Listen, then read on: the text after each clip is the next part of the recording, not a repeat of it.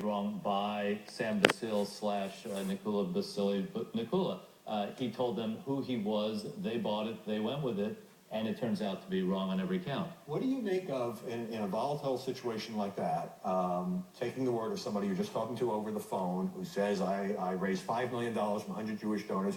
All of this made it seem like a Jewish plot or conspiracy when it turns out that was not the case. How serious a mistake was that? That's a very serious mistake in this context because clearly the Middle East is in flames over this particular film, and to blame it on or to cite Jewish sources for this film is kind of a blood libel that goes to centuries of animosity between Muslims and Jews and Christians. And I'm not sure the subsequent stories ever quite caught up with the initial reports. We just played snippets of what was on TV. That was on websites, of course, all around the world. The Wall Street Journal did run a correction. What happened when you asked the AP whether the story was The wrong? AP actually got around to it about 2 days after the fact and said that their initial report had been wrong. They corrected the record. Why did it take 2 days? Well, I think they had to investigate what was going on themselves. They had to figure out whether to correct their initial reports. This is a very fluid story. It's moving very, very quickly. The details are coming in from everywhere.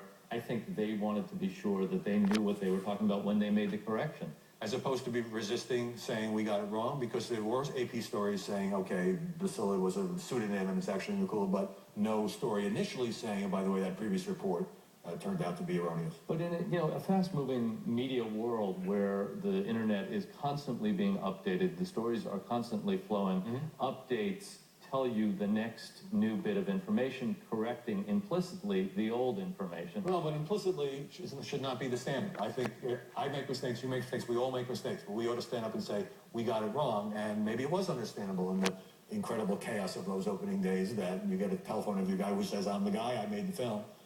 I don't think I would have gone with it without meeting him face to face. What about, you raised another question in the piece you did in the Washington Post, what about the movie itself? Is there a movie? All we know about is a 14-minute trailer that appeared on YouTube. So far, I've looked at many reports about this. There doesn't seem to be any more than one individual who is connected with this film who has actually seen a 2-hour movie.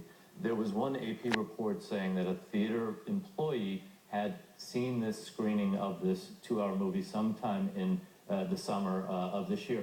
But there seems to be no evidence that there is a 2-hour movie. There seems to be about 14 minutes of YouTube clips, and only 14 minutes. And I've seen so many headlines saying, anti-Muslim films sparks riots, sparks attacks on Americans, inspired, although it seemed like the protesters in Libya were very organized.